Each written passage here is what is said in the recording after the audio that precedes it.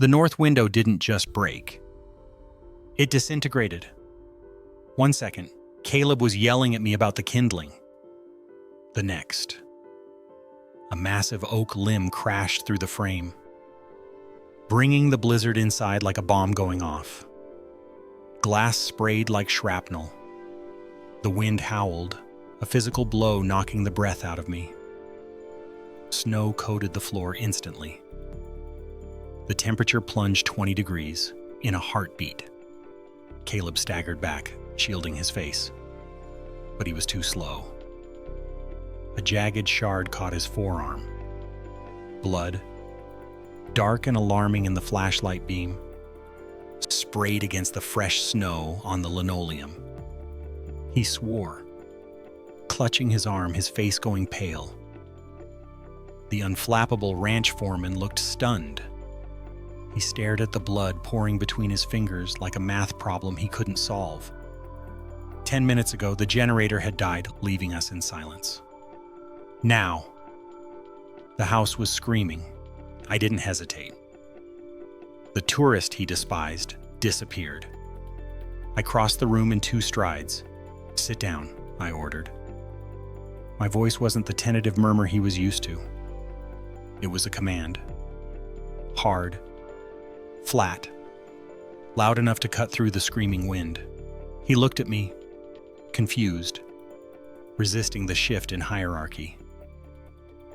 "I need to check the wound. You're bleeding out," I snapped, stepping into his space. I grabbed his uninjured shoulder and shoved him onto the wooden bench. "Sit down before you fall down." I ripped the clean dish towel from the rack, twisting it tight. I grabbed his arm. His skin was rough, calloused, shocking against my own, and applied pressure directly over the wound. I leaned my entire body weight into it.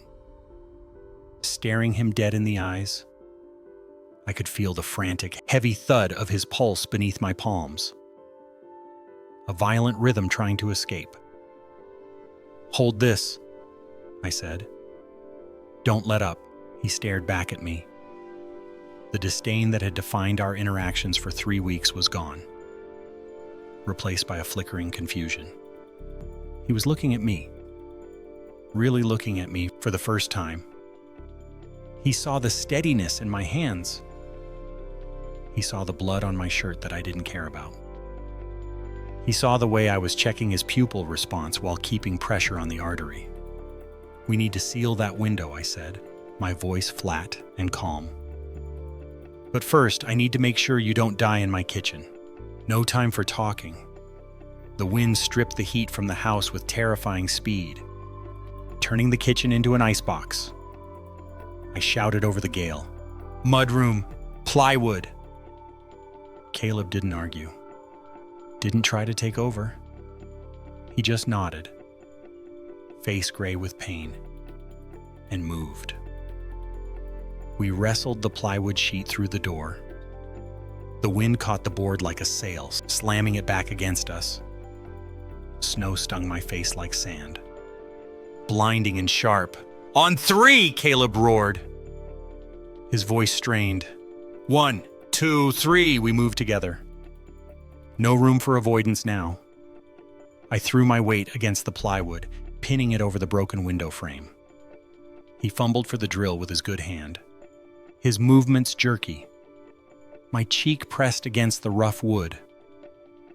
My fingers hooked into the frame, screaming with cold. The wind tried to suck us outside, a vacuum of violence pulling at our clothes. Inches away, heat radiated off him.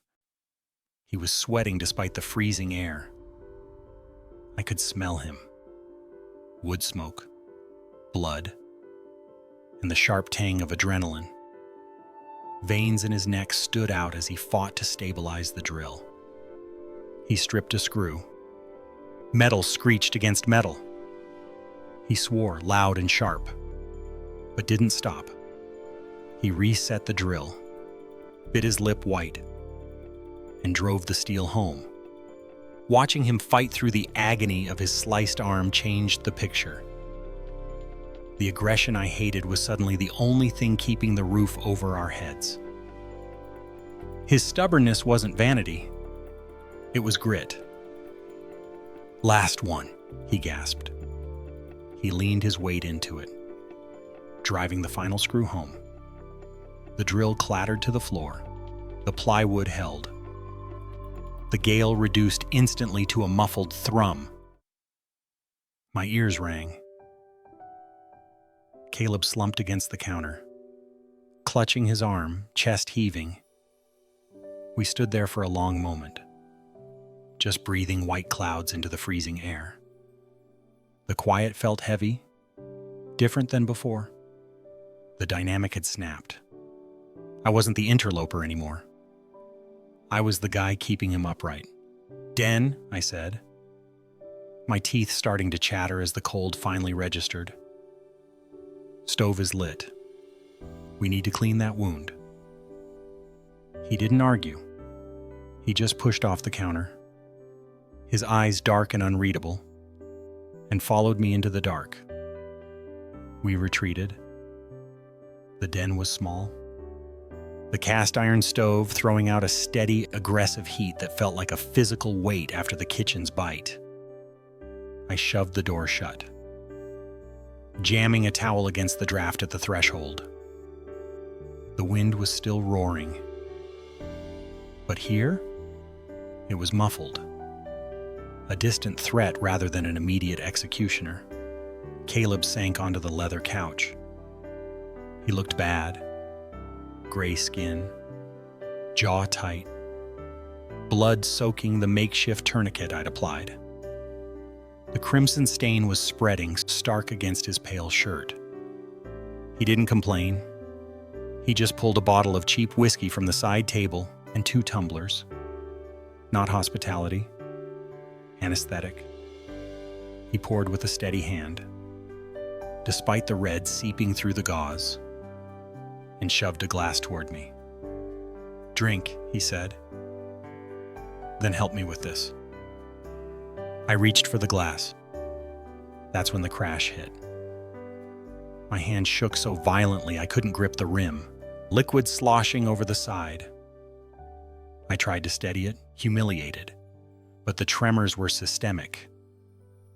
My body was vibrating apart from the adrenaline dump. "Stop," Caleb said. He didn't mock me. He reached out. His hand covered mine. Large, rough, shockingly warm. He didn't take the glass away. He just held my hand steady. The heat from his skin seeped into my freezing fingers, grounding me. He held me there. His thumb resting heavy against the pulse jumping in my wrist. I looked up. The disdain was gone. He wasn't looking at the whiskey. He was watching my throat. "Drink," he repeated. Softer this time. I managed to swallow. The whiskey burned going down. A sharp fire that met the cold in my stomach. He didn't let go. He leaned in closer, invading the small pocket of warmth we'd created. Outside, a tree limb cracked like a gunshot, echoing through the house.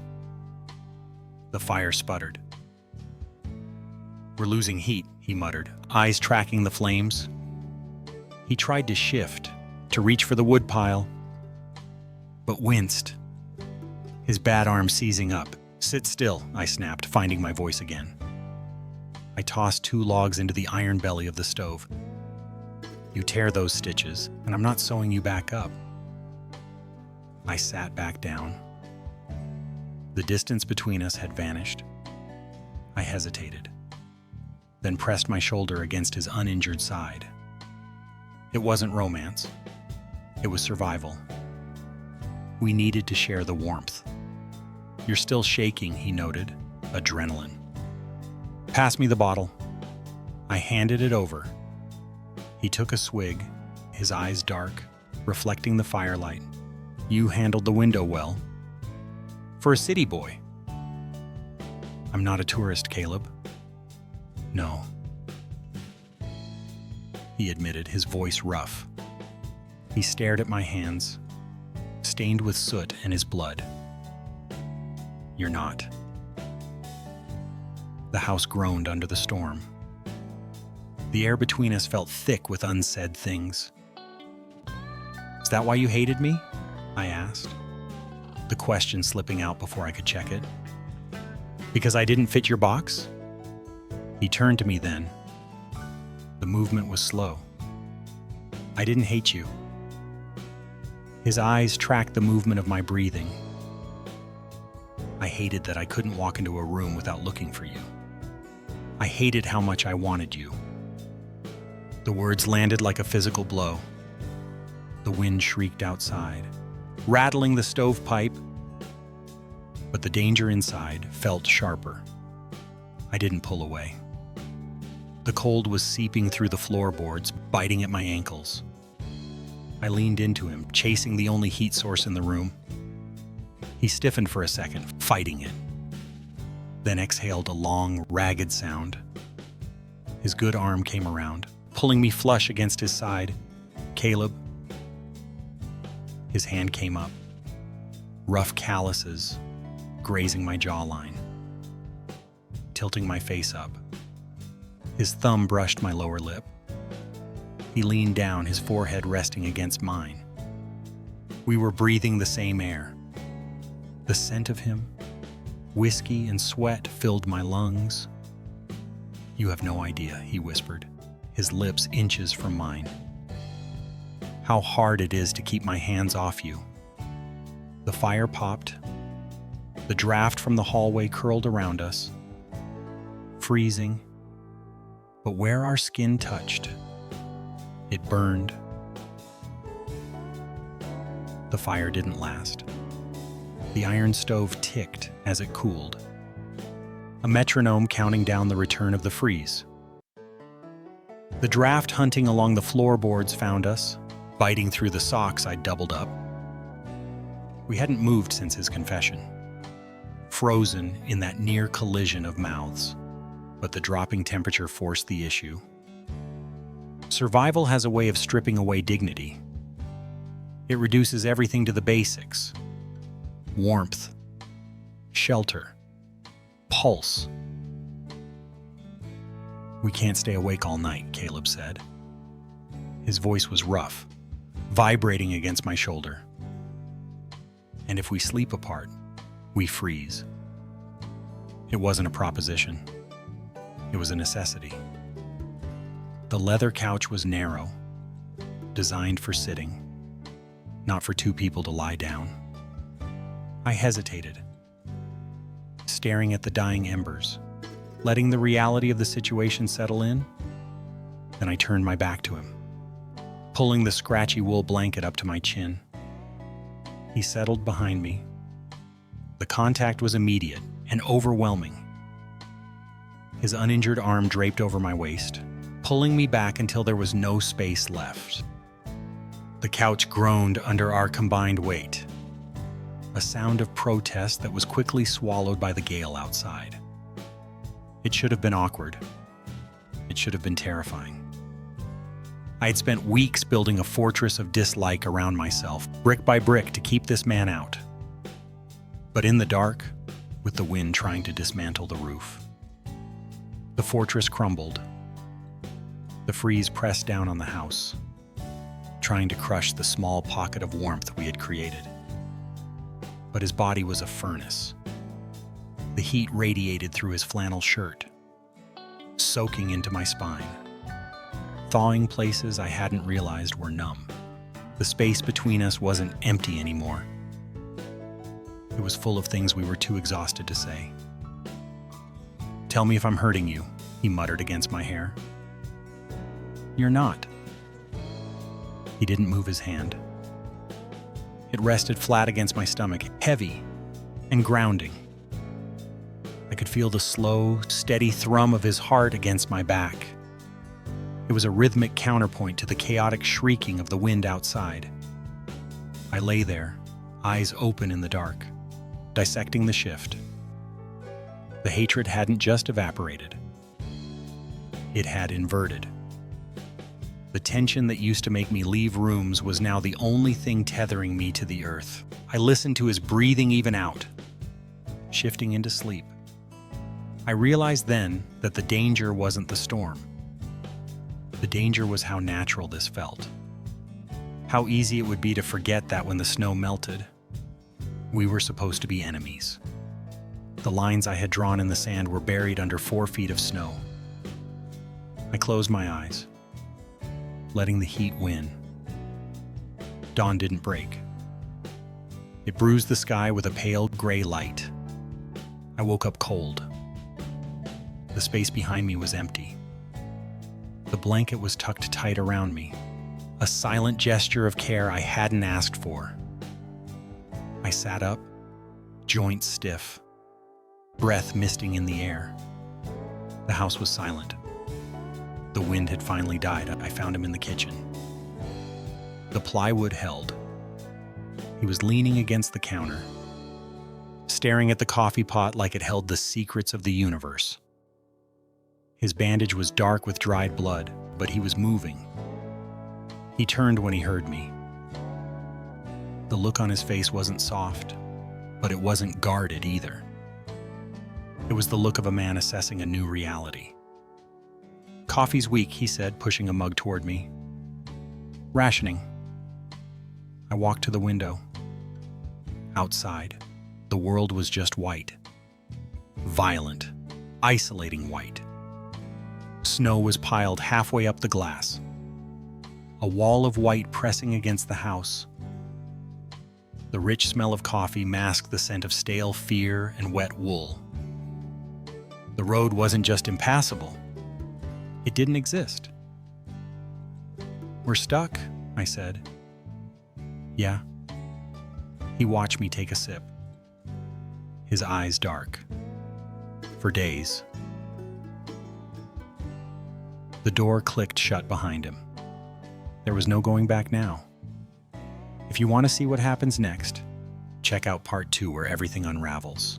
Subscribe for more stories.